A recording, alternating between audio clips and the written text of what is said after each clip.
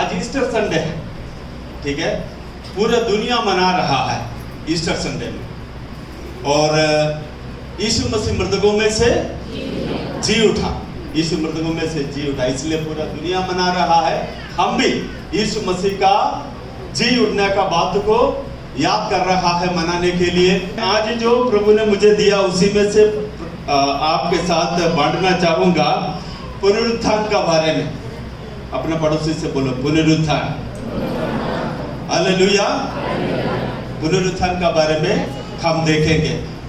आपको मालूम है बाइबल में एक पूरा अध्याय है जो पुनरुत्थान का बारे में है, नया नियम में।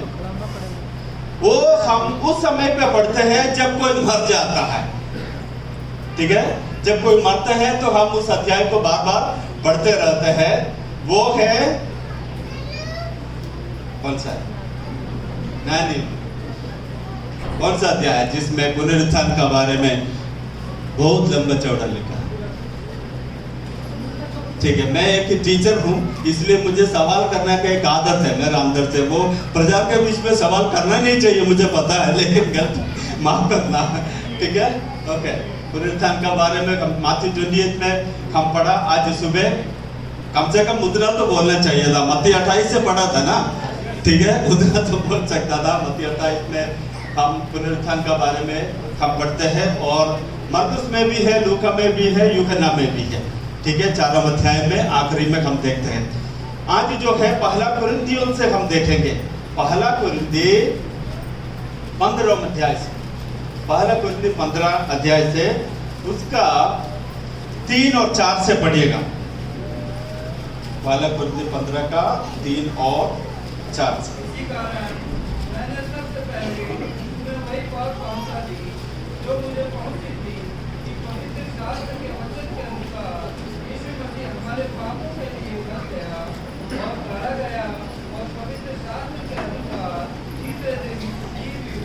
आमीन। प्रभु जी आपका वचन से हमसे बात करें, आपका वचन को स्वीकार करने के लिए हमें सहायता कर। आपका वचन हमारे दिल में बोलता है, इससे बस नहीं पाए, यीशु मसीह के नाम से, आमीन। ये 3 और 4 में पौलुस यीशु मसीह का मृत्यु का बारे में बता रहा है, गाड़े जाने का बारे में बता रहा है, जी उठने का बारे में बता रहे हैं। 3 बात का बारे में बता रहे हैं जो फ्राइडे में, सैटरडे, संडे में, जो इन दिनों में जो हम मनन करते हैं और याद भी करते हैं। लेकिन इधर जो एक शब्द इस्तेमाल किया वो ये है, तीसरा पद में देखिए एक और बार। तीसरे पद में ऐसे नहीं यीशु मसीह मर गया है, ऐसे नहीं यीशु मसीह जी उठा है। कैसे जी उठा है? लिखा है कि परमेश्वर का वचन का अनुसार, जो लिखा हुआ वचन का अनुसार यीशु मसीह मर गया। एक और बार पढ़िए। इसी कारण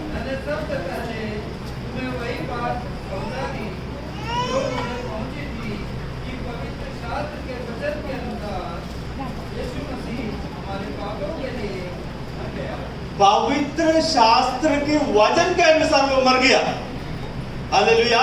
और 4वें पद में एक और बार देखते हैं कि पवित्र शास्त्र के वचन के अनुसार और मृतकों में से जी उठा। देखिए, हमसे कोई मर गया है, तो अगर मैं मर गया है तो कोई पवित्र शास्त्र का वचन के अनुसार मैं नहीं मरता, ठीक है। हो गया जी, मृत्यु हो गया, बासु जी का भी मृत्यु हो गया, आप लोग बोलेगा। लेकिन यीशु मसीह का मृत्यु फालतू में नहीं था, अचानक नहीं था। यीशु मसीह का मृत्यु प्रभु का वचन का अनुसार था। जब सबसे पहले पाप इस दुनिया में आया, उत्पत्ति का किताब में परमेश्वर ने ये वायदा किया, स्त्री का संधा ना करके सर्प को सिर को कुचलेगा। पहला भविष्यवाणी यीशु मसीह का। और उसके बाद हम आप पुराना नियम 29 किताबें पढ़ते देखो, हम देखेंगे यीशु मसीह का जन्म के बारे में, कहाँ जन्म होगा और क्या सेवा करेगा, कहाँ मृत्यु होगा, कब मृत्यु होगा, सारे चीजें भविष्यवाणी के रीति में बताया। करीब 4000 साल का भविष्यवाणी है जो 29 किताबों में लिखा था, जो यीशु मसीह जब मर गया, ये सारे भविष्यवाणी पूरा हो गया। हालेलुया। कारण क्या है यीशु मसीह मरने का? यीशु मसीह मरने का कारण हमारा पाप था। हालेलुया। हमारा पाप की वजह से यीशु मसीह मर गया और वचन को पूरा करने के लिए यीशु मसीह मर गया। और उसके बाद हम देखते हैं उसको गाड़ा गया था और तीसरा दिन क्या हो गया? जी उठा।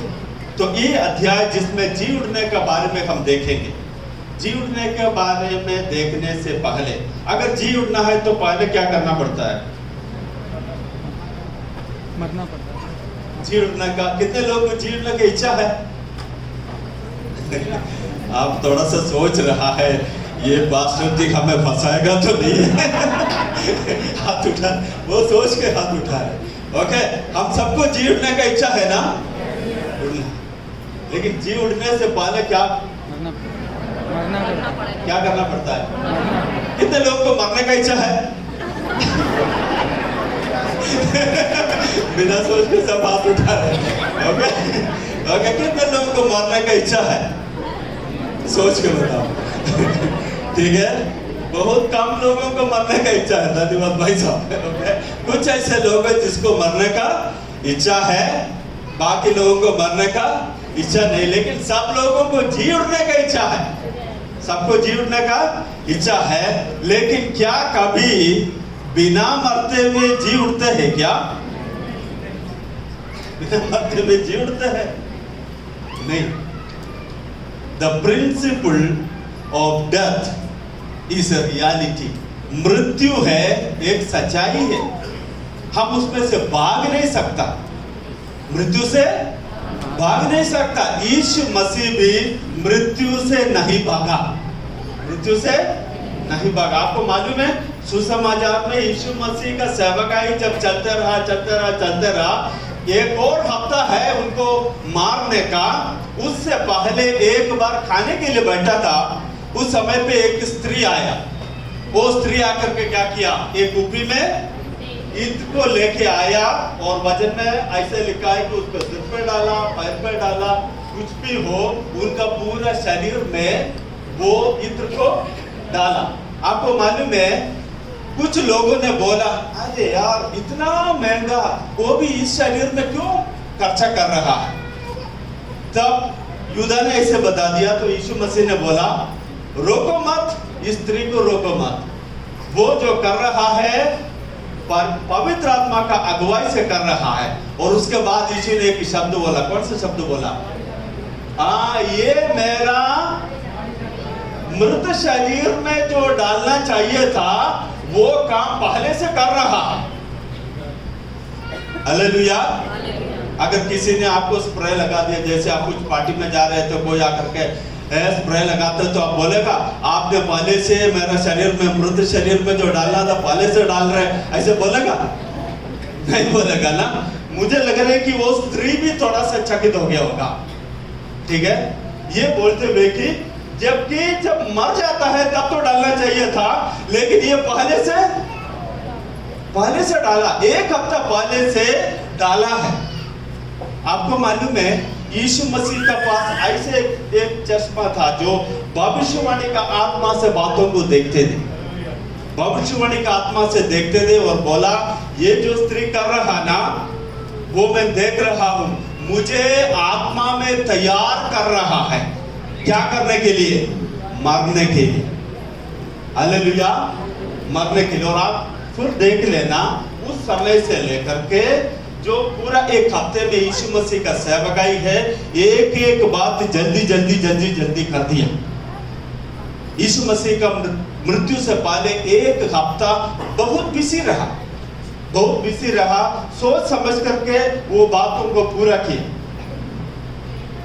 और आपको मालूम है जब वो एक एक करने का समय पे यीशु का मन में ये जो विचार आते हैं, मेरा मृत्यु निकट है, मेरा मृत्यु नास्तिक है, और आपको मालूम है रोज नहाने का समय पे वो भी महंगा इत्र था। आपको मालूम है कुछ परफ्यूम जब शरीर में लगता है तो सिर्फ एक ही दिन में खत्म नहीं होता। आजकल का तो एक ही दिन में खत्म होता है, कुछ घंटे के अंदर खत्म हो जाता है, सस्ता वाला है।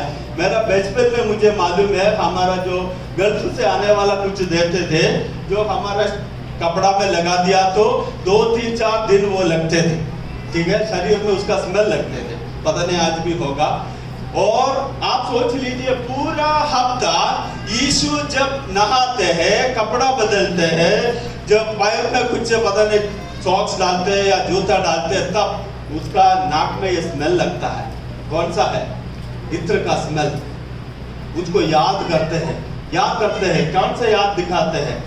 मरने के लिए तैयार हो जाओ, मरने के लिए तैयार हो जाओ। उसके बीच में एक बार यीशु मसीह ने अपने चेलों से बोला, उठो हम जेरूसलेम जा रहा है, उधर मुझे अरेस्ट किया जाएगा, उन लोग मुझे मार डाल दिया जाएगा और तीसरे दिन में मृतकों में से जी उठेगा। एक बार चले लोगों में से एक तो मैंने बोला, चलो भाई हम भी मरने के लिए चले जाए, गुरु को मार डाल दिया तो हमें भी तो मार डालेगा। यही सोच करके जा रहा है हिम्मत से, क्योंकि वो स्मेल उनका शरीर में था, मृत्यु का स्मेल उनके शरीर में था। हालेलुया। ये स्मेल लग गया है। ये अभी जो मैं बोलने वाला हूं ध्यान से सुना, ये स्मेल लग गया है तो आपका जिंदगी बदलेगा। आमीन। मृत्यु का स्मेल लग गया है तो आपका जिंदगी बदलेगा। आपको फालतू खर्चा करने के लिए 1 मिनट भी नहीं है। आपको पता चलेगा ये बेवकूफ बनाने वाला इस चीज का सामने हम टाइम खराब नहीं करेगा। मेरा बोली समझ में आ गया? ठीक है, ये हमें बेवकूफ बनाते हैं, हमारा टाइम को खा लेते हैं, यही चीज हम नहीं करेंगे। और आपको मालूम है आप में से कितने लोगों का शरीर में मृत्यु का स्मेल है?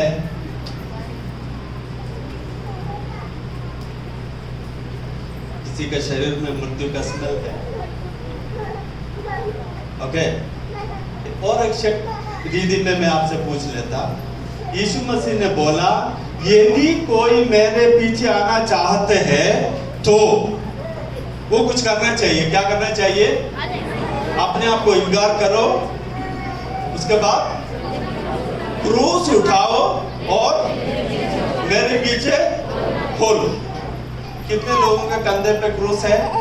दिखाने वाला क्रूस नहीं, जो मन में या आत्मा में जो क्रूस उठा के यीशु का पीछे करने वाला, हाथ दिखाइए। हालेलुया। ये क्रूस का मतलब क्या है? क्रूस का मतलब क्या है? हाँ, अपने आप को इनकार कर क्रूस पे क्या कर दिया जाता है? मार डाल दिया जाता है। ठीक है, क्रूस अगर एक विश्वासी के जीवन में क्रूस नहीं है तो वो नकली है, असली नहीं है। हालेलुया। और अगर क्रूस है तो उसका मतलब है मृत्यु का निशाना है, मृत्यु का निशाना है। यीशु मसीह का शरीर में वो जो स्मेल था, वैसे ही हमारा जिंदगी में भी, हमारा कंधे में भी कौन सा निशाना है? क्रूस का निशाना। क्रूस लेकर के घूम रहा है। उसका मतलब क्या है? उसका मतलब है कभी भी मर सकता हूं, कभी भी मर सकता हूं। आपको मालूम है कब क्रूस लगते हैं? जब जजमेंट हो गया है और सुनाया गया है उसको मार डालो, तब जाकर के सूली देते हैं।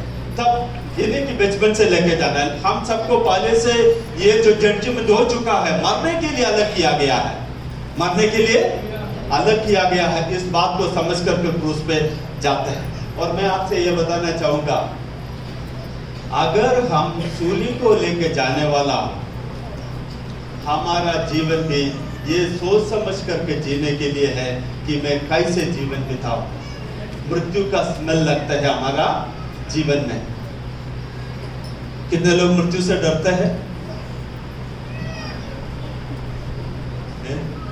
कोई नहीं डरता। जब आते हैं तभी तो डर आता है, ठीक है, तब तो डरते हैं। मृत्यु से डरते हैं तो सूली लेके घूमने का जरूरत नहीं।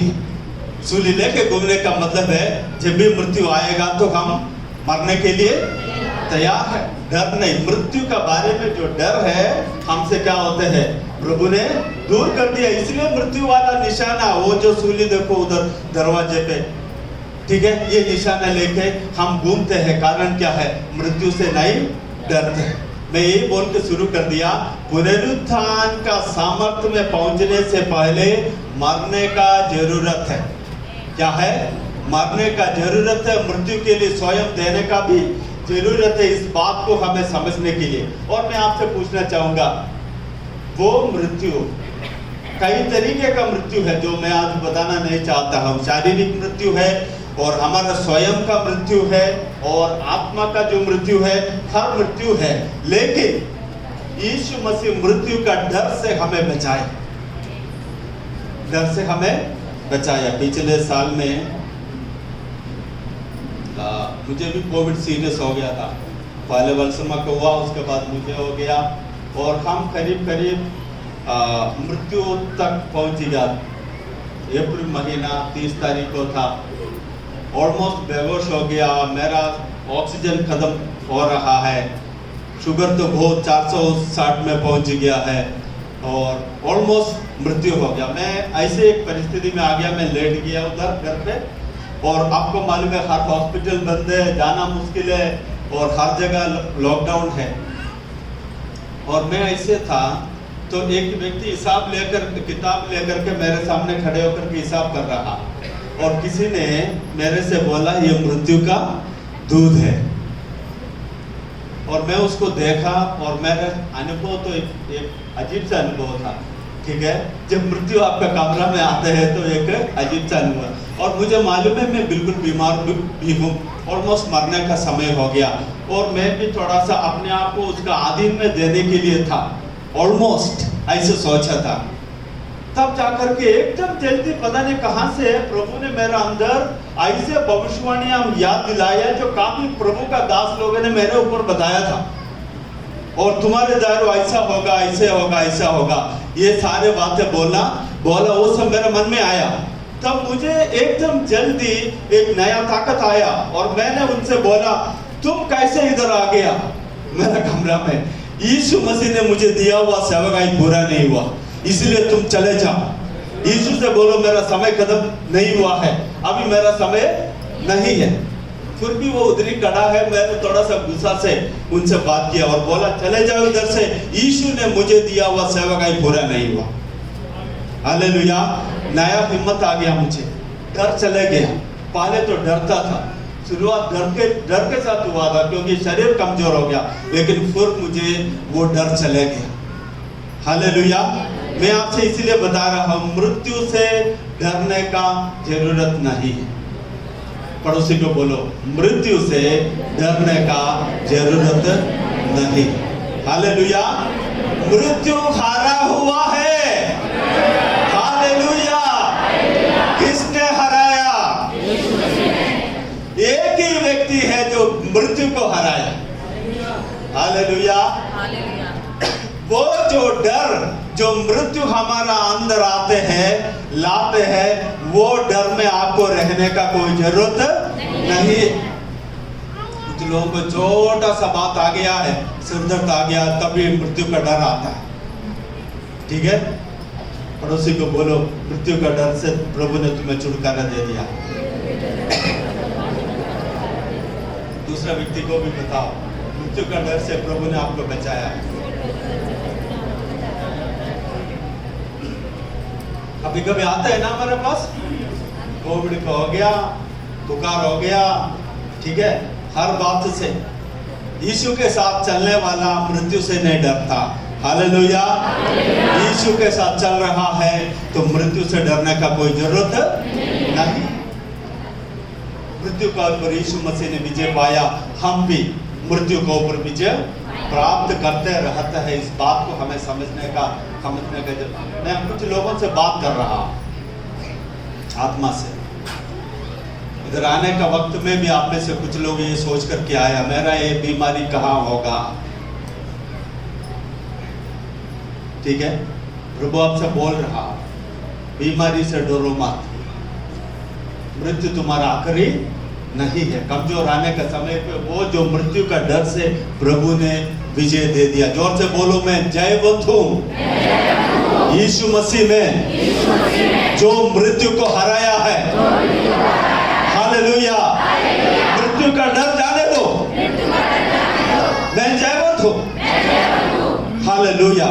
उस विजय में चले। हालेलुया। मृत्यु का डर में ना रहे।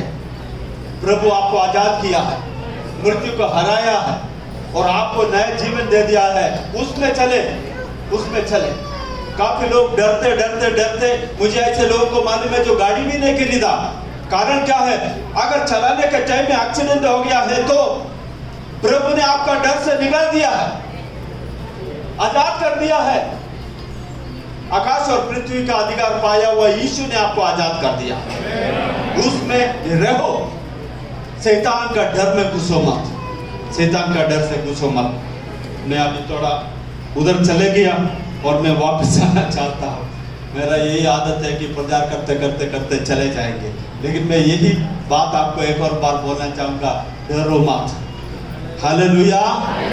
डरो मत। आज सुबह जब वो प्रभु का वचन से पढ़ा था, मत्ती 28 से, स्वर्गदूत मरियम से, चेले लोगों से और यीशु मसीह जब कमरा में आ गया, एक बात को बार बार बोला, क्या है? डरो मत। जोर से बोलो, डरो मत। डरो मत। किस चीज से डरते हो?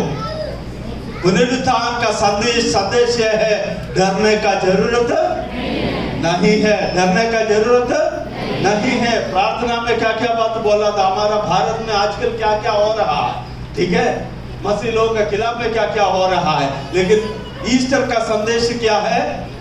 डरो मत। जोर से बोलो, डरो मत। प्रभु हर एक चीज का कंट्रोल में। हालेलुया। इसलिए बोलते हैं कि डरो मत। आगे हम चले जाएंगे। अभी हम पुनरुत्थान में चले जाएंगे। मरने के लिए हम तैयार हैं, लेकिन गलती से, बेवकूफी से मरो मत। आपको प्रभु ने दिया हुआ एक काम है पूरा करने के लिए। जब आपको प्रभु ने उस दुनिया में भेजा तो करने के लिए कुछ काम दिया है। वो काम पूरा करने से पहले मरो मत। आमीन। ऐसे बेवकूफी वाला बातों में घुसो मत जिसमें समय से पहले आपका जीवन को ले लेते हैं। ऐसे चीजों को खाओ मत जो आपका शरीर का जिंदगी कम कर देते हैं, ठीक है। ऐसे जगह में रहो मत जो आपका जीवन को कम करते हैं। सोच समझ करके जीने के लिए है एक एक दिन जो प्रभु ने हमें दिया है। हालेलुया। समय से पहले मरना सही नहीं है। जब हमारा काम पूरा हो जाता है तब मरता है। आमीन। तब मरते। आपको मालूम है यीशु मसीह यूहन्ना सुसमाचार में बार बार ये बोला, मेरा समय अभी नहीं आया। बार बार बोलते मेरा समय अभी नहीं आया। यीशु मसीह को मालूम था काम करके मरेगा, पूरा करने के बाद मरेगा। हालेलुया। कभी कभी रात को आपका घर पे किसी का बीमार आते हैं, जब आप अकेला हो जाता है और आपको पुकारने के लिए कोई नहीं है, मृत्यु का वो छाया आपका ऊपर आता है और बोलते कि शायद मैं अगला दिन का सुबह देख नहीं पाएगा। ऐसे लगता है आपको? कभी कभी रात को बीमार आते हैं, कुछ प्रॉब्लम होते हैं तो डर ज्यादा होता है, तो बोलते हैं कि शायद अगला दिन का सुबह मैं देख नहीं पाऊंगा। उस डर से प्रभु ने हमें आजाद कर दिया। हालेलुया। पूरा काम करने के लिए प्रभु ने हमें जो कुछ भी रिसोर्स चाहिए सब कुछ दे दिया है। उसको पूरा करना प्रभु आपसे चाहता है और मृत्यु का डर से अलग होकर के जिए।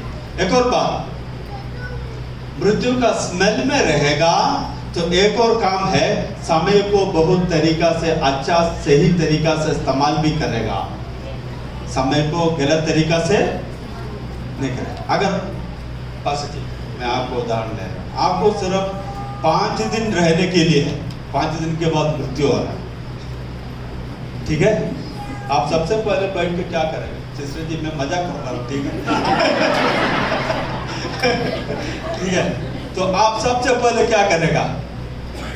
वो 5 दिन को वो काटेगा, इसका अंदर कितना गंदा है, है और इसके अंदर कितना मिनट है, और फिर आप बैठ कर के हिसाब करेगा मेरा मरने से पहले क्या क्या काम करना है।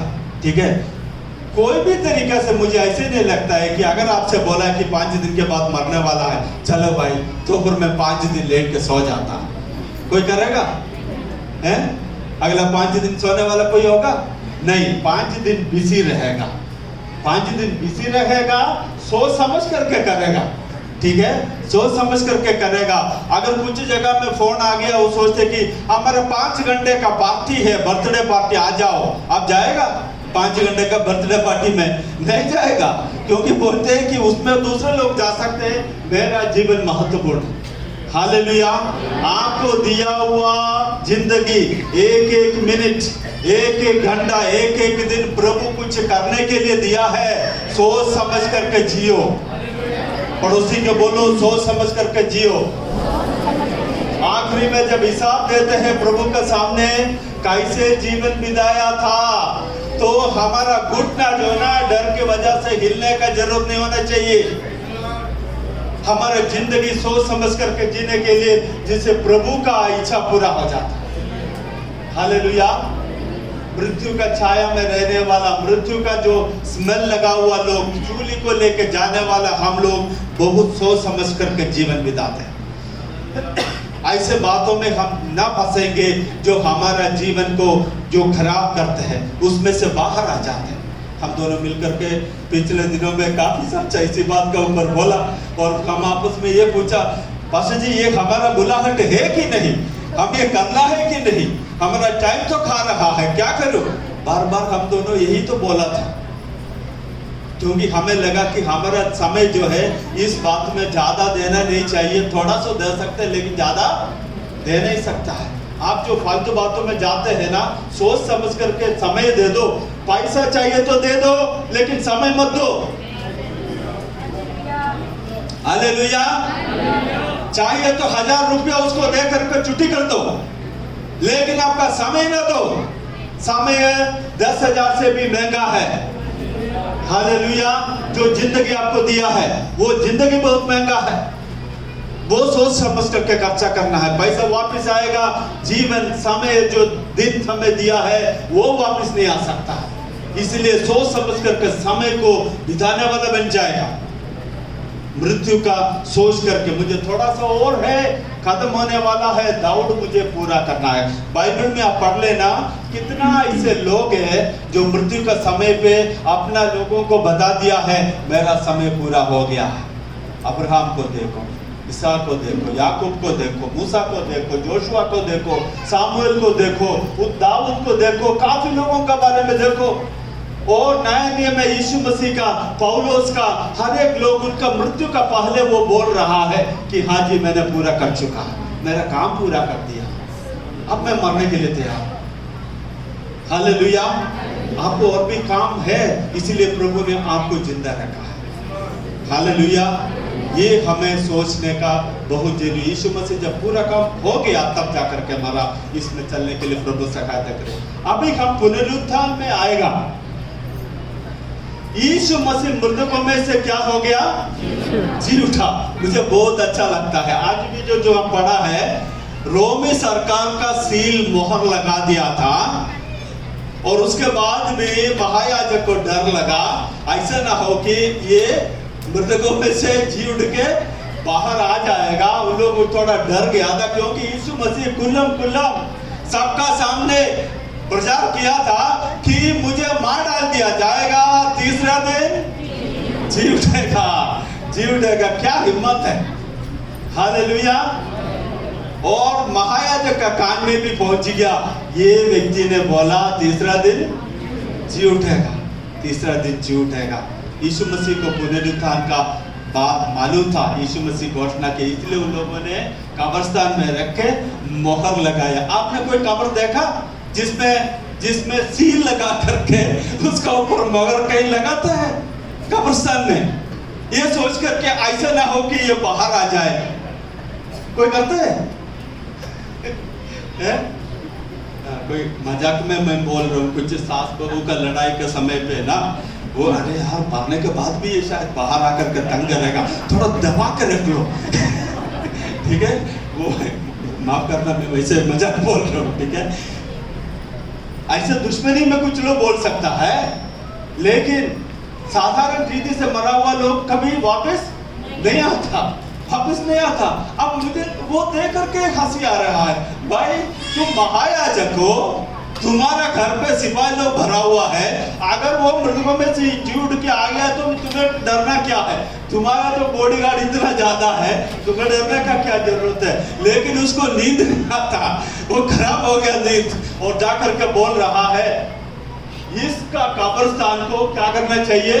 चेन लगाना चाहिए, मोहर लगाना चाहिए, उसका सील लगा करके, और उसके बाद कब्रिस्तान का उधर क्या बोलते हैं, सोल्जर्स को खड़ा कर दिया, सेना को उधर खड़ा कर रहा है। आप सोच लीजिए, आपका घर पे सोना चांदी है तो उधर चौकीदार या सिक्योरिटी होना चाहिए, सेना होना चाहिए, लेकिन कब्रिस्तान का किस चीज का चौकीदारी कर रहा है? कब्रिस्तान में किस चीज को देखभाल करने के लिए उधर सेना का लगा दिया। पिलातुस बुद्धिमान था, वो बोला ये ले लो, सेना को ले जाकर के जिस तरीका से उसको संभालना है संभाल के रखो, तुम भी जाकर के आराम से जाकर सो जा, ठीक है, और मेरा नींद भी खराब ना करना। और मैं मुश्किल से हाथ धो करके बाहर आया, अब फिर भी तुम इसका बात बोल करके मेरे पास आ गया। आपको मालूम है पिलातुस बाद में पागल होकर के जहां कहीं भी जाते तो हाथ धो के मर गया था, पागल होकर के मिट्टी भी लेकर के वो हाथ धोया था, ये बोल करके, क्योंकि उसका दिल में इतना ज्यादा, उसको वो चिट्ठी है, आज भी शायद इंटरनेट में बात देख लेना, वो मिलेगा, वो जो चिट्ठी लिखा है अपना बड़ा ऑफिसर को मैंने क्या किया है बोल करके, क्योंकि उसका पत्नी ने मना किया था कि तुम ऐसे काम करना नहीं चाहिए था, ये सारे बोल करके। पिलातुस बोला सेना को ले लो, मुझे शांति दे दो। महायाजक भी फिर भी देख लीजिए, पुनरुत्थान का समय आ गया, पुनरुत्थान संडे सुबह ये कैसे बेडोल हो रहा है, हालेलुया, भूकंप। अब आप सब लोग शांति से बैठा है ना, तो भूकंप हो गया तो क्या करेगा? मेरा प्रचार सुनने के लिए इधर कोई होगा? अब देखेगा पिलर कैसा है, अब देखेगा कि कौन सा जगह में जाने से बच जाएगा, ठीक है। ये सिपाही लोगों को बूढ़ों होने के समय पे उन लोग क्या सोचेगा, चौकीदारी करना उनका काम है या अपना जीवन को बचाना उसका काम है? आप सोच लीजिए, वो सारे ड्रामा थोड़ा सा वीडियो लेकर के देखना चाहिए ना, उधर का बात है। और जब ये सब कुछ हो गया, यीशु मसीह मृतकों में से जी उठा, बूढ़ों हो गया, पत्थर बाहर चले आया, चेले लोग जाकर देखा तो शरीर उधर है ही नहीं, और उधर एक संदेश मिलता है, जिसको तुम ढूंढ रहा है वो कब्रिस्तान में नहीं है, हालेलुया, जिसको तुम ढूंढ रहा है वो कब्रिस्तान में नहीं है। बाकी सारे लोग मृत्यु के बाद कब्रिस्तान में है, अभी तक बाहर नहीं आया, लेकिन जिसको तुम ढूंढ रहा है यीशु मसीह कब्रिस्तान में नहीं। जैसे उसने बताया मृतकों में से जी उठा, वो तुम्हारा पहले ही गलीली की ओर जा रहा है। तुम सब लोग तो गलीली का है, ये तो सब यरूशलेम में हो रहा है, इधर से करीब 150 किलोमीटर नॉर्थ में जाना गलीली का। तुम जाने से पहले तुम उनको उधर ही मिलेगा। आप देख लीजिए कि किस तरीका से संदेश दे रहा, और उसी रास्ता में यीशु मसीह को उन लोगों ने पाया, यीशु उनके साथ चला, उनके साथ रहा, खाना खाया और वचन से उनको समझाया, मृतकों में से जी उठा। संदेश क्या है? पुनरुत्थान का संदेश। हम मृत्यु आखिरी नहीं है, उसमें से जी उठते हैं, हालेलुया। आपको बताया होगा ना, जब आप मर जाते हैं अगला पीढ़ी में ये जानवर बन के, चिड़िया बन के, वो सब बन करके आएगा, कभी कभी सुना है ना, वचन में साफ साफ लिखा है, एक बार मरना फिर न्याय को सामने करना हर एक इंसान के लिए नियुक्त किया गया है, अगर इंसान होकर के आप जन्म लिया हो, इससे पहले कौन सा था उससे कोई फर्क नहीं पड़ता, मैं उसमें जाते नहीं, उससे पहले आप कोई भी था, लेकिन अभी आप इंसान होकर के जन्म लिया है। इस समय पे उद्धार नहीं मिला तो फिर कभी नहीं मिलेगा। ये वही समय है उद्धार के लिए प्रभु ने दिया है। इंसान है आप, इंसान है, इसलिए एबीसीडी लिखते हैं, इसलिए कंप्यूटर चला रहा है, इसलिए शिक्षा दे रहा है, इसलिए ऐसे मकान बना रहा है। इंसान है, परमेश्वर का रूप और सदृश में आपको बनाया।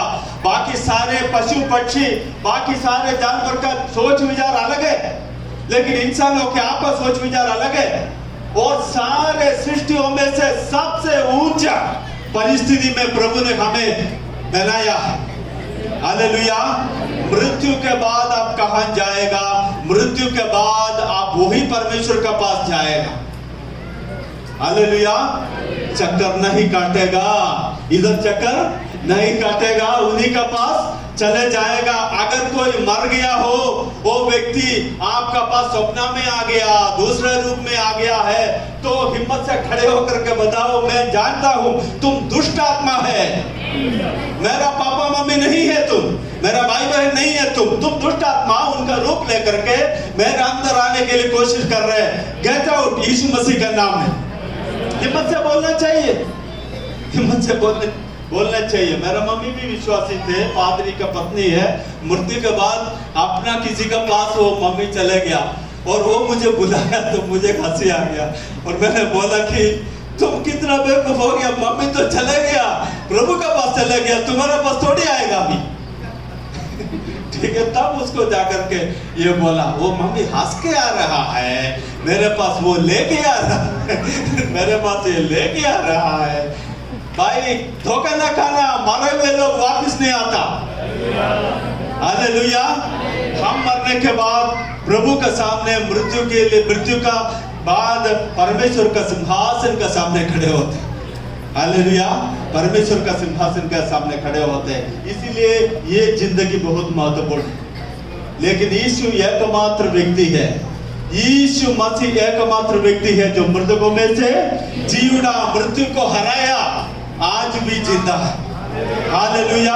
आज भी जिंदा है। हम जब सुसमाचार लोगों से बोलते हैं ना, लोग हमसे बोलते हैं, अरे यार तुम्हारा भगवान बहुत अच्छा आदमी था, क्या करूं उसको पकड़ करके। उन लोगों ने पकड़ करके उसको क्रूस पे चढ़ा दिया। अरे यार बहुत उसको ऐसे करना नहीं। एक जगह में एक बूढ़ी सी मम्मी जो है ना बोलते, वो रोना शुरू कर दिया, अरे यार तुम्हारे भगवान के साथ जो किया ना वो बहुत अन्याय है। ऐसा बोलना शुरू कर दिया। अब आप रोने का जरूरत नहीं है। ये मत सोचो यीशु अभी भी क्रूस पे है, ये मत सोचो यीशु अभी भी कब्रिस्तान में है। वो खत्म हो गया भाई, अध्याय फिनिश हो गया। यीशु मृतकों में से जी उठा। हालेलुया। इसीलिए हम आज प्रचार कर रहा है, इसलिए हमारा पास नया आशा है। यीशु मृतकों में से जी उठा। रोमी लोगों का उतना अधिकार, यहूदी लोगों का सारे तैयारी, उनका खबर का ऊपर कुछ कर नहीं पाया। यीशु मृतकों में से जी उठा। वो पुनरुत्थान प्रभु ने हमें दिया। वचन से कुछ और पढ़ेंगे। पौलुस बोल रहा है यीशु का पुनरुत्थान हमारा भी पुनरुत्थान का एक इशारा है। 15 अध्याय से 12, 13, 14 पढ़िएगा। यही अध्याय से 1 कुरिन्थी 15 का। इसलिए जबकि मसीह का यह प्रचार किया जाता है कि वह मरे हुए मसीह जी उठा, तो तुम में से कितने कैसे कहते हैं कि मरे हुए मसीह है ही नहीं? यदि मरे हुए का पुनरुत्थान है ही नहीं तो मसीह भी नहीं जी उठा। और यदि मसीह नहीं जी उठा तो हमारा प्रचार करना भी व्यर्थ है और तुम्हारा विश्वास भी व्यर्थ है। आपका भी पुनरुत्थान होगा। पौलुस इधर बता रहा है, ये नहीं है कि हम यीशु मसीह का पुनरुत्थान का त्योहार मनाने के लिए आया, बस उधर बंद नहीं होता। यीशु मसीह का पुनरुत्थान का बारे में बात करने के लिए तो हम आया, इसलिए ईस्टर बोलते हैं, लेकिन उसके साथ हमारा भी एक कनेक्शन है। जैसे ट्रेन का इंजन चलते हैं ना, इंजन के साथ क्या करते हैं, डब्बा को जोड़ दिया जाता है। यीशु मसीह सबसे पहले इंजन बनकर चला गया और हम सब क्या है, डब्बा के जैसे उनके साथ जोड़ दिया गया है। यीशु जी उठा, इसलिए हमें भी जी उठने का वो बहुत बड़ा सपना है। हालेलुया। इसलिए पौलुस इधर बोल रहा है कि यीशु मसीह जी उठा है, हमें भी जी उठने का उस बात है। इसलिए मृत्यु हमारे लिए लाभ है। हालेलुया। अगर मृत्यु उसी में आखिरी होता तो फिर हमारे लिए नुकसान है, लेकिन मृत्यु के बाद हमारे लिए पुनरुत्थान है तो फिर मृत्यु हमारे लिए लाभ है। मृत्यु हमारे लिए लाभ है। इसलिए पौलुस ने लिखा है, मेरे लिए जीना मसीह और मरना लाभ है। मृत्यु हमारे लिए लाभ है, क्योंकि उस तरफ जो मृत्यु के बाद पुनरुत्थान का शरीर हमें मिल जाता है। आपने कभी सोचा आपका शरीर के बारे में? ये बीज जैसे है, ये मिट्टी में मिल जाते हैं, लेकिन उसमें से क्या आता है, नया जीवन आ जाता है। और हमारे लिए ये जो मिट्टी में ये जाने के बाद, जो मिट्टी से लिया है, वो जाने के बाद एक नया जीवन का पुनरुत्थान का ताकत हमारे जीवन में आता है। आपको मालूम है यीशु मसीह का शरीर में, पुनरुत्थान का शरीर का क्या खासियत था? जब दरवाजा बंद था वो अंदर आ गया। आप में से किसी के पास वो खूबी है, जब दरवाजा बंद है तो अंदर जाने का? खिड़की और कई रास्ता तोड़ के बना सकते हैं, लेकिन यीशु मसीह ऐसे नहीं था। पुनरुत्थान का शरीर, उसमें कोई बीमारी है नहीं, कुछ नहीं। पुनरुत्थान का शरीर वो प्रभु ने हमें देने जा रहा है, आपका नया आशा। हालेलुया। हमारा बीमारी जब बढ़ते हैं, हमारा बुढ़ापा में जब परेशान हो जाते हैं, वो हमें निराशा नहीं करता, क्योंकि मालूम है मैं अपना जीवन का दौड़ का आखिरी की ओर बढ़ रहा है। उधर से नया शुरुआत होने के लिए मैं जा रहा हूँ। दिल में खुशी हो जाता है, दिल में खुशी हो जाती है। इसलिए पौलुस बोल रहे, मरना मेरे लिए लाभ है, मरना मेरे लिए लाभ है। कितने लोग मृत्यु से डरता था? याद है शुरुआत में कितने लोग मृत्यु से डरता था? लेकिन पौलुस बोल रहे, मरना मेरे लिए लाभ है। जोर से बोलो, मरना मेरे लिए लाभ है। कारण क्या है? पुनरुत्थान का शरीर मिलते हैं। हालेलुया। पुनरुत्थान का शरीर मिलते हैं, जिसमें कोई बीमारी नहीं है, कोई दर्द नहीं है, दवाई की जरूरत नहीं है, फिर बूढ़ा नहीं हो जाता, बूढ़ी नहीं हो जाता, और उसके बाद फिर वो आयु बंद नहीं हो जाता। इसलिए मरना लाभ है। और इधर ये बता रहा है, हमारा भी पुनरुत्थान का शुरुआत है, यीशु मृतकों में से जी। हालेलुया। यीशु का पुनरुत्थान आज जब पूरा दुनिया में बोल रहे यीशु मृतकों में से जी उठा, हम भी उनके साथ हैं। आपको मालूम है रोमी 6 में क्या लिखा है? रोमी बपतिस्मा का समय पे हम कितने लोग बपतिस्मा लिया? बपतिस्मा का मतलब क्या है? बपतिस्मा का मतलब क्या है? हम यीशु मसीह के साथ मर गया, यीशु के साथ गाड़ा गया, और पानी से जब बाहर आ गया तो क्या हो गया? यीशु मसीह के साथ जी उठा। इसलिए बपतिस्मा लेना जरूरी है। हालेलुया। आप तर्क वितर्क करके टाइम बर्बाद मत करो। पुनरुत्थान होना है तो बपतिस्मा होना जरूरी है, क्योंकि हम वो निशाना के रीति में लिया है। रोमी 6 में यीशु मसीह के साथ हम मर गया, यीशु के साथ गाड़ा गया, और यीशु के साथ जी उठते हैं। और अभी जो जिंदगी हम बिताते हैं, जीवन का नया चाल में चलने के लिए है, नया जीवन बिताने के लिए। हमें देख करके पड़ोसी बोलना चाहिए, ये व्यक्ति अलग है, इनका बोली अलग है, इनका जीवन अलग है, इनका तरीका अलग है, दूसरा लोग आपका बारे में बोलना चाहिए, क्योंकि नया जीवन का हम अभी जी के दिखाना है, दूसरा लोगों को बोल के दिखाना। पड़ोसी को बोलो, आपका जीवन के द्वारा पड़ोसी को लगना चाहिए आप जी उठा हुआ व्यक्ति है।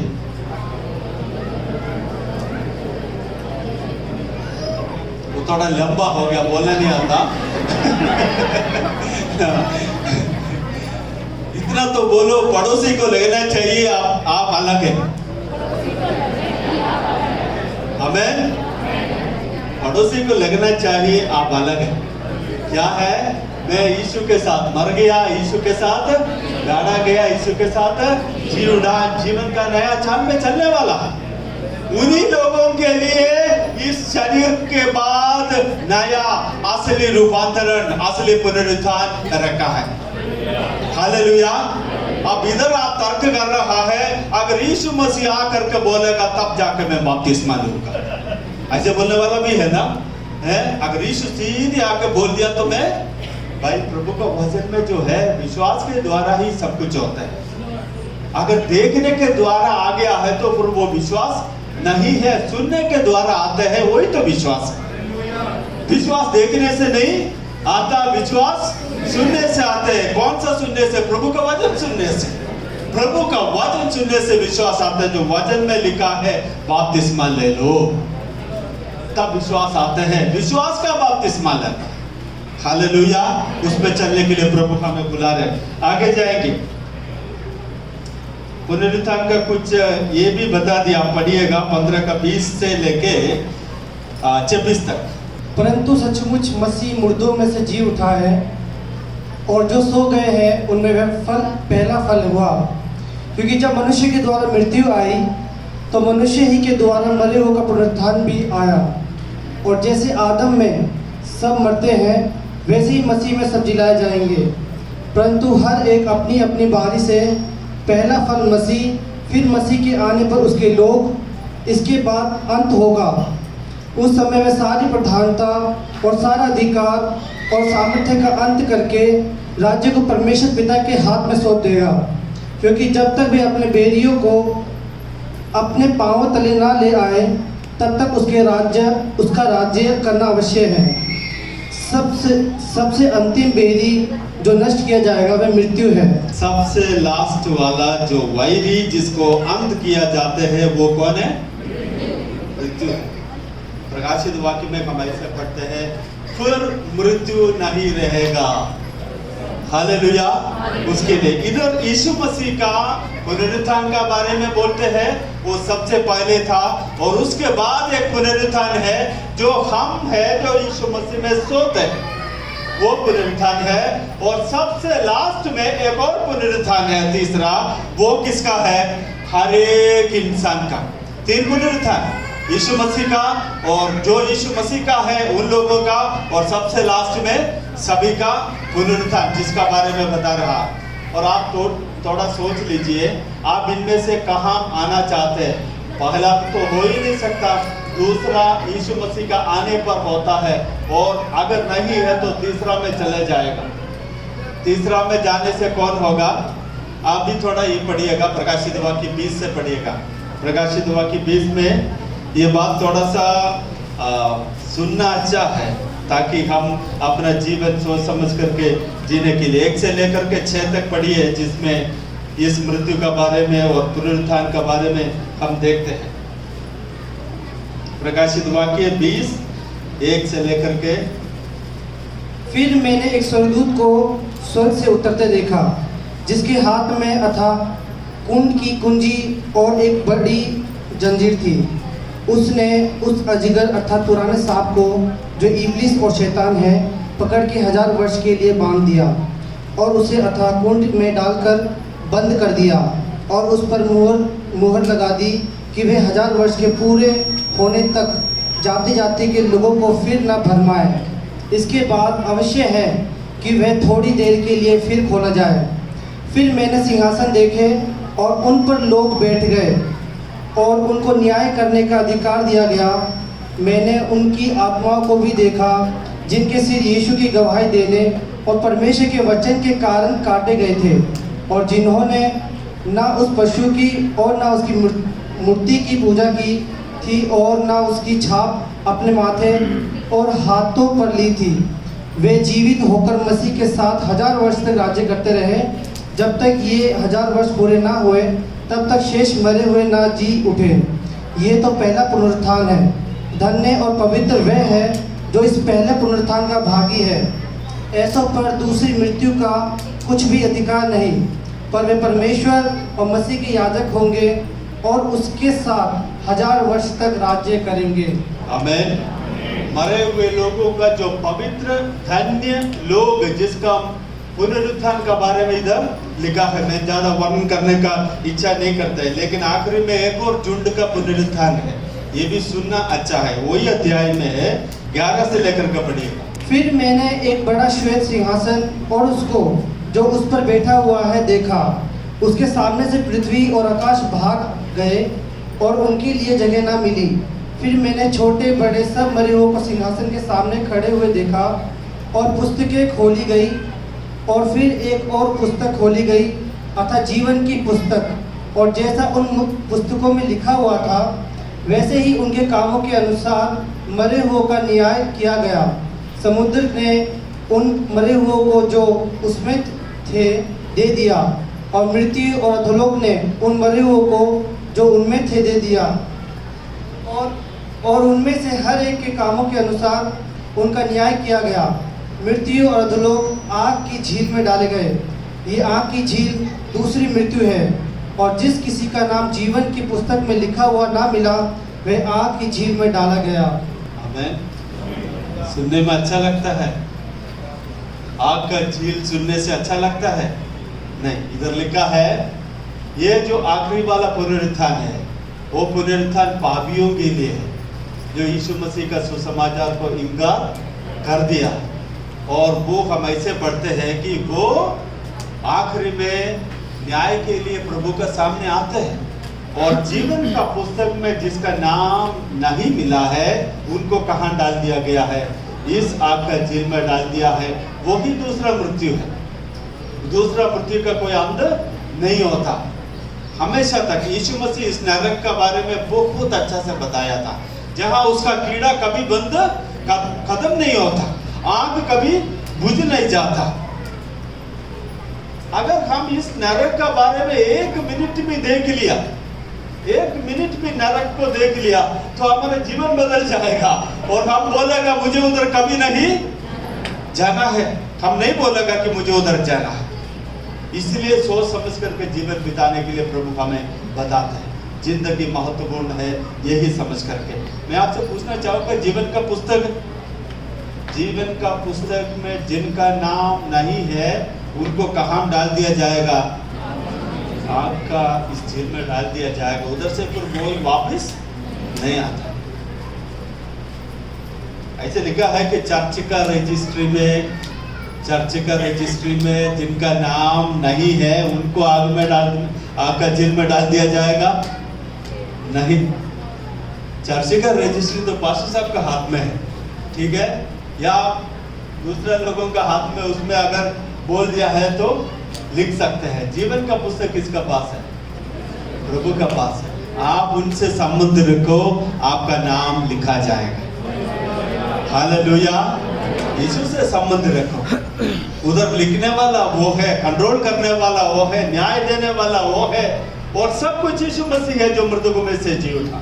और मुझे अच्छा लगता है उन लोगों के लिए जिनको हिम्मत से बोल सकता है आज मर गए तो डरने का जरूरत नहीं, मेरा नाम उधर जीवन का पुस्तक में लिखा है। कितने लोग जोर से बोल सकते हैं हालेलुया? कितने लोगों को अच्छा लगता है कि मेरा नाम उधर जीवन का पुस्तक में है? जोर से बोल सकते हैं हालेलुया? ऐसे कोई तो नहीं है जिनको शक लगता है? कुछ लोग बोलते हैं ना, क्या पता पास्टर जी मरने के बाद पता चलेगा, ऐसे बोलते हैं ना कुछ लोग। क्या करेगा पता नहीं मरने के बाद नहीं भाई साहब, अभी मरने से पहले पक्का करो, ठीक है? पड़ोसी को बोलो मरने से पहले पक्का करो। रजिस्ट्री पहले होना चाहिए, रजिस्ट्री पहले होना चाहिए। हम जब विदेश जाते हैं ना कुछ देश में जाने से वीजा ऑन अराइवल है, मतलब उधर जाने के बाद पासपोर्ट दिखाओ तो वो मोहर ला के अंदर कर देंगे, जा सकता है। लेकिन कुछ ऐसे देश है जहां वीजा ऑन अराइवल नहीं है, पहले से वीजा लेकर के ही जाना पड़ता है। स्वर्ग ऐसे जगह है जहां वीजा ऑन अराइवल नहीं है, पहले से लेके जाना पड़ता है, पहले से रजिस्ट्री होना चाहिए। हालेलुया, यही है। आपको मालूम है एक बार यीशु मसीह के चेले लोगों को प्रभु ने अधिकार देकर के बोला, जाओ चंगा करो लोगों को, दुष्ट आत्मा को भगाओ, सब कुछ करो। उन लोग जाकर के चंगा कर दिया, काफी लोगों को दुष्ट आत्मा को भगाया, और उसके बाद इतना बड़ा सेवकाई के बाद बहुत खुशी के साथ वापस आए। वापस आकर के यीशु से क्या बोल रहा है, हे प्रभु आपका नाम है, दुष्ट आत्मा भी हमारा अधीन में आ गया। तब यीशु मसीह ने क्या बोला, दुष्ट आत्मा अधीन में आ गया तो खुशी ना हो जाओ, एक बात में खुश रहो। कौन सा बात में खुश रहो, तुम्हारा नाम स्वर्ग में लिखा गया है, इस बात में खुश रहो। हालेलुया, इस दुनिया का हर एक बात में खुश ना रहो, एक ही बात में खुश रहो। कौन सा है वो, मेरा नाम स्वर्ग का किताब में है। हालेलुया, स्वर्ग का किताब में मेरा नाम रजिस्टर किया, उसी में खुश रहो। वही हमारा खासियत है, यही हमारा खुशी है। इस दुनिया हमारा आखिरी वाला जगह नहीं है, स्वर्ग में रजिस्टर किया, उस खुशी में रहते हैं। हम परदेशी बनकर के इस दुनिया में रहते हैं, हम वापस आ जाएंगे। ये सारे सच्चाई को देखने के बाद पौलुस कुछ ऐसे बताते हैं जो हमें 22 से लेकर पढ़िए, पहला कुरिन्थी 15 का 22 से लेकर के पढ़िएगा। जब वो अध्याय को जब कंक्लूड कर रहा है, पौलुस कुछ महत्वपूर्ण बात उधर बता रहा है। सॉरी, 52 से। और ये क्षण भर में पलक मारते ही अंतिम तुरही फूंकते ही होगा, क्योंकि तुरही फूंकी जाएगी और मुर्दे अविनाशी दशा में उठाए जाएंगे और हम बदल जाएंगे। क्योंकि अवश्य है कि ये नाशवान देह अविनाश को पहन ले और ये मरणहार देह अमरता को पहन ले। और जब ये नाशवान अविनाश को पहन लेगा और ये मरणहार अमरता को पहन लेगा, तब वह वचन जो लिखा है पूरा हो जाएगा, जे ने मृत्यु को निगल लिया। हे मृत्यु तेरी जे कहाँ रही, हे मृत्यु तेरा डंक कहाँ रहा। मृत्यु का डंक पाप है और पाप का बल व्यवस्था है, परंतु परमेश्वर का धन्यवाद हो जो हमारे प्रभु यीशु मसीह के द्वारा हमें जयवंत करता है। इसलिए हे मेरे प्रिय भाइयों, दृढ़ और अटल रहो और प्रभु के काम में सर्वदा बढ़ते जाओ, क्योंकि ये जानते हो कि तुम्हारा परिश्रम प्रभु में व्यर्थ नहीं है। आमीन, आमीन, जोर से आमीन बोले। ये अध्याय बीच बीच में पढ़ना बहुत अच्छा है, पहला कुरिन्थी 15वां अध्याय, और खास तौर से आखिरी में आकर के बताते, इसलिए प्रिय भाइयों बहनों, तुम्हारा परिश्रम यीशु मसीह में व्यर्थ नहीं है। तुम्हारा परिश्रम यीशु मसीह में व्यर्थ नहीं, क्योंकि मृत्यु को हराया और उसको ऊपर विजय लाया। मैं कंक्लूड करने से पहले दो बात आपको याद दिलाना चाहूँगा। एक तो पहले से हम आपको बता दिया था, मृत्यु का स्मेल में रहो, सूली लेकर के घूमने वाला है, आपका जीवन छोटा है, वो समझ करके जियो। आमीन। जिंदगी सोच समझ, पड़ोसी के एक और बार याद दिलाओ, जिंदगी सोच समझ करके जियो। हालेलुया। फालतू करने के लिए समय नहीं है, शरीर को नष्ट करने के लिए समय नहीं है। हर बात के लिए हिसाब देना पड़ता है, हर बात के लिए हिसाब देना पड़ता है। कि न्याय का दिन में यीशु मसीह ने बोला, आपका मुंह से आया हुआ फालतू शब्द को भी हिसाब देना पड़ेगा। कहाँ? न्याय का समय। तैयार है? बहुत सोच समझ करके जियो। पड़ोसी क्या कर रहा है, बाकी लोग क्या कर रहे हैं, नहीं, आप अलग है। पड़ोसी को बोलो, आप अलग है, आपका जिंदगी अलग है। लास्ट में एक और बात बताना चाहूंगा, पुनरुत्थान जिसका बारे में हम बात कर रहा है। हाँ, मालूम है हम यीशु मसीह के साथ मृतकों में से जी उठा है। बपतिस्मा जब ले लिया तो हम उसको ऑलरेडी पान चुका है, पान लिया है यीशु मसीह को। लेकिन मेरा सवाल यह है, एक बपतिस्मा में हम पुनरुत्थान को अनुभव किया, ध्यान से सुनना, और यीशु मसीह के आने के समय पे हम उस पुनरुत्थान को दोबारा प्राप्त करेंगे, हमेशा का शरीर प्राप्त करेगा। लेकिन पौलुस फिलिपियों का पत्री में लिख रहा है, मैं यीशु मसीह को जानना चाहता हूं और उनका पुनरुत्थान का शक्ति को जानना चाहता हूं। कब? मरने के बाद नहीं, अभी जब जिंदा है। आज पुनरुत्थान का याद करने वाला दिन है, और मैं आपसे पूछना चाहूंगा कि कौन सा ऐसी चीज है जो आपने मार डाल करके मिट्टी में मिला दिया? कुछ प्रार्थना का बिंदी था जो 3 साल पहले 5 साल पहले प्रार्थना किया था, लेकिन वो प्रार्थना अभी बंद कर दिया आपने। प्रभु आपसे बोल रहा है, आज पुनरुत्थान का दिन में वो प्रार्थना का नया जीवन दे दो, वो प्रार्थना करना शुरू करो। मैं उस प्रार्थना को उत्तर देने जा रहा हूं। हालेलुया। आपका शरीर में हो सकता है कि एक बीमारी आ गया और उसके बाद डॉक्टर आपसे बोल रहे कि आपका सेल मर रहा है, आपका शरीर मर रहा है। लेकिन आज जो संदेश हम दे रहा है, इसमें यह ताकत है, वो सेल वापस आ सकता है। पुनरुत्थान का मतलब है मरा हुआ चीज को दोबारा जीवन देना। हालेलुया। मैं नहीं चाहूंगा कि आप में से कोई इधर से वापस जाए जिसमें मृत्यु का सेल अभी भी कार्य कर रहा है, जगह मृत्यु राज्य कर रहा है। आपका टूटा हुआ सपना जो आपने कब्रिस्तान में रखा था, यीशु मसीह जो लाजरस का उस कब्रिस्तान में आकर के बता रहा है, हे लाजरस बाहर आ जा। और यीशु मसीह को उस अधिकार से मैं आपसे बता रहा हूं, आपका टूटा हुआ सपना, आपका जो मरा हुआ वो बात है, आपका जो दर्शन प्रभु ने दे दिया, कोविड का सीजन में आपने उसको मृत्यु में दे दिया क्या? प्रभु बोल रहा है, आज मैं उसको पुनरुत्थान का सामर्थ देना चाहता है। आपका टूटा हुआ बिजनेस में प्रभु पुनरुत्थान का सामर्थ देना चाहता है। जोर से बोलो पुनरुत्थान। उसका मतलब क्या है? जो मर गया था, मृत्यु का अधीन में था, अब उसमें से नया ताकत आ गया, नया जीवन आ रहा है। विश्वास के साथ मैं बता रहा हूं आपसे, आपका पास जो मृत्यु का जो भय है, मृत्यु का उस बात में आपने दे दिया है। आप विश्वास के साथ बताओ, मेरा वो वाला बात में, परिवार वाला बातों में, बच्चे वाला बातों में, मेरा बिजनेस में, मेरा नौकरी में जो मैंने दफनाया था, कब्रिस्तान में रखा था, यीशु मसीह के साथ, उस अधिकार के साथ आप घोषणा कर सकते हैं, पुनरुत्थान हो जाए। हालेलुया।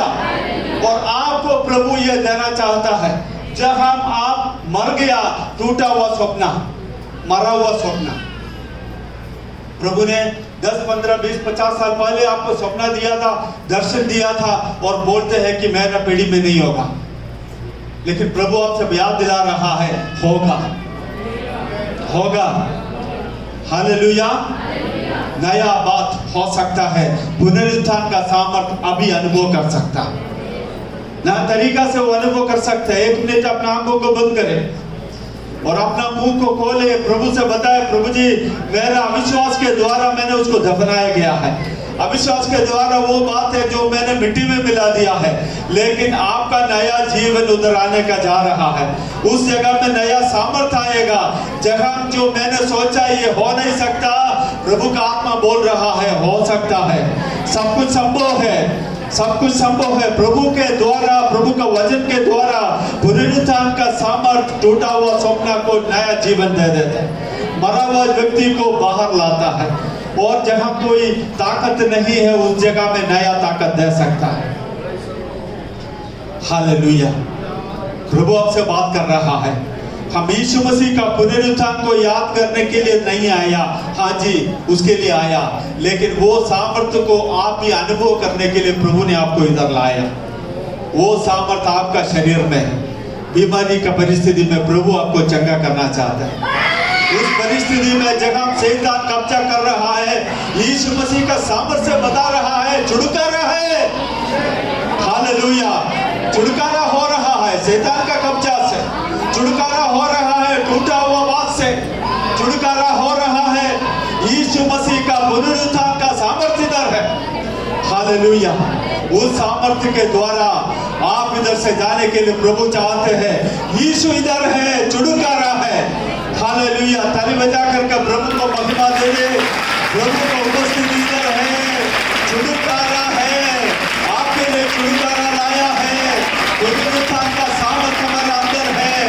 यीशु मसीह का पुनरुत्थान का सामर्थ आपका शरीर में है, आपका परिवार में है, आपका सोसाइटी में है, समाज में है, आपका उस इलाका में है जहाँ मृत्यु राज कर रहा है। उस जगह में विश्वास के द्वारा बताओ, मेरा परिवार में नया जीवन आ रहा है, मेरे बच्चे का जीवन में नया जीवन आ रहा है, मेरे इलाका में नया जीवन आ रहा है, मेरे इलाका में जहाँ शैतान कब्जा कर रखा है उधर नया जीवन आ रहा है। पुनरुत्थान का सामर्थ, पुनरुत्थान का सामर्थ उधर आ रहा है। इसलिए यीशु मसीह में से जी उठा है। वो अनुभव करे, प्रभु का उपस्थिति हमारे बीच में है, प्रभु का उपस्थिति हमारे बीच में है। हालेलुया। अनुभव करें, इस पुनरुत्थान को अनुभव करते हुए प्रभु जो बुला रहा है उस पे चलने के लिए प्रभु का हमें सहायता करें। इस अनुभव करते हुए जाने के लिए आप उस जगह में जाए, विश्वास के द्वारा मरा हुआ परिस्थिति से बात करें, जी उठो, मरा हुआ स्वप्न से बोलो जी उठो। आपने जो बोला प्रभु जी मैंने प्रार्थना किया, अभी मुझे लग रहा है कि कभी नहीं होगा, लेकिन प्रभु आपसे बोल रहा है नया सामर्थ्य है, नया शक्ति है। मैं मृतकों में से जी उठा, तुम्हारे लिए नया जीवन दे दिया, नया परिस्थिति को ला सकता है। उसको कोविड दबा नहीं सकता, उसको गवर्नमेंट दबा नहीं सकता, उसको आपका परिस्थितियां दबा नहीं सकता। प्रभु का सामर्थ्य है, पुनरुत्थान का सामर्थ्य, पुनरुत्थान का सामर्थ्य नया जीवन दाता है। नया जीवन ला करके प्रभु आपको उधर एक आशीष का रीति में इस्तेमाल करना चाहते हैं, जीवन बदलना चाहते हैं। प्रभु का हाथ में समर्पण करें, ऐसे एक जीवन के लिए अपने आप को समर्पण करें। पुनरुत्थान का सामर्थ में चलने के लिए प्रभु आपको सहायता करें। आमीन।